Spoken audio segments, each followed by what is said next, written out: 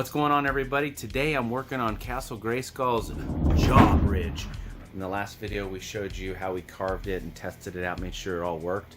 Today I did the final carving of the teeth, and now I am applying a wallpaper glue with a tin foil to give it that protective layer so that I can use the polyester resin and fiberglass. The foam safe epoxy that I have that I've used in the past, I could use it, but then I have to wait a whole day because it's the slow, curing stuff.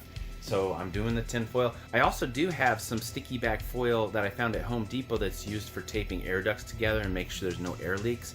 But it's kind of expensive, and I could only find it in like 2-inch rolls of tape form. So this ends up being a little bit faster for me to do. So let me show you guys what I got going on here. So I found this wallpaper glue at Home Depot. There's a lot of different kinds. I can also get like a bigger bucket of it, but this is lasting me pretty good. I mix a little bit of water in with this, but it's still mostly just the wallpaper glue. I don't want to get it too watered down, and I'm just brushing a thin coat of it here on the foam. Gina picked up this aluminum foil from one of the grocery stores for me. Kind of reminds me of the thin stuff they wrap around Chipotle burritos or something. It sticks pretty good. You can still move it around a little bit, but then I just use my brush to kind of flatten down all the wrinkles. Now, I was concerned at first that I was getting some of the glue on the top of the foil, and I didn't know how that would react to the resin, but I haven't had any issues with it yet. So, and you're gonna have to go over it a little bit anyway, because when you put your next piece over, it overlaps, so you want to get some glue on there. So I haven't had any issues, but get that nice and tight against there, and just like so. Overlap it a little bit.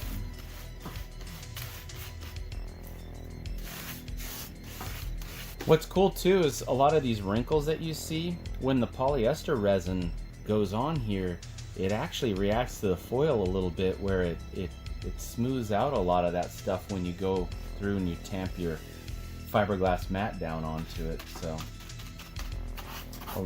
at first I was worried I was going to lose some of the detail, but it ends up working out okay. I haven't had any issues. Again, it's interesting because when you use the epoxy, again, that's faster as far as applying it, but then you have to wait for it to cure. Whereas this, once you're done, you can kind of start fiberglassing away, It doesn't take very long for this wallpaper glue to dry. When I go around these curved areas, I start tearing my pieces a little bit smaller.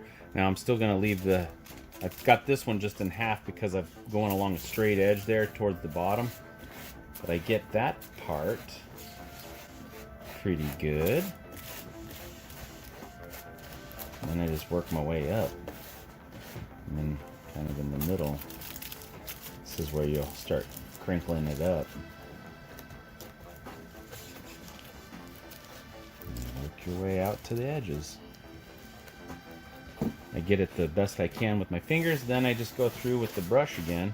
If you didn't want to make it such a gluey mess, you could always use another brush, a second brush, to kind of tamp down your... Not having the sticky foil isn't that bad. I mean, the only thing I would say is sometimes if you don't get glue under all the edges, they can start to come up. I haven't had any issues where it would peel up, but... Okay, so on these teeth, then what I've got is I tear into quarters, and then I can wrap it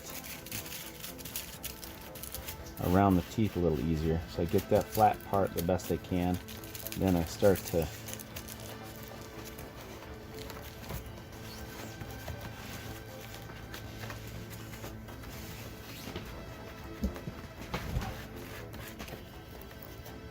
bend it around like that. Now I try not to let it bunch up too much. I want to try to keep it as straight as I can. Sometimes I have to split it right there, but that's easy to do. You see? Now you just go through and so start at the bottom, get all your wrinkles flattened out as best you can, and then work your way from one side to the other. Just keep doing that until we're all finished.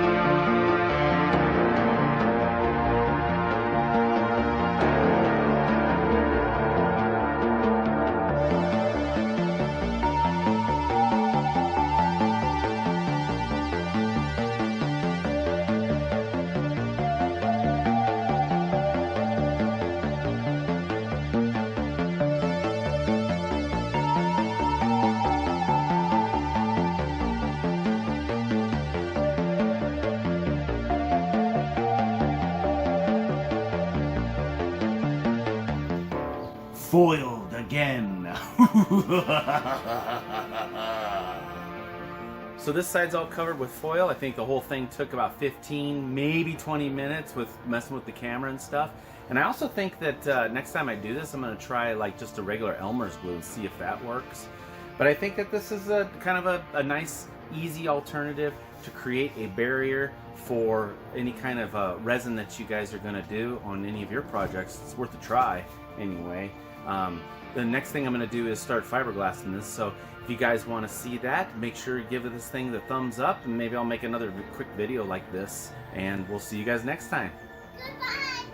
Goodbye!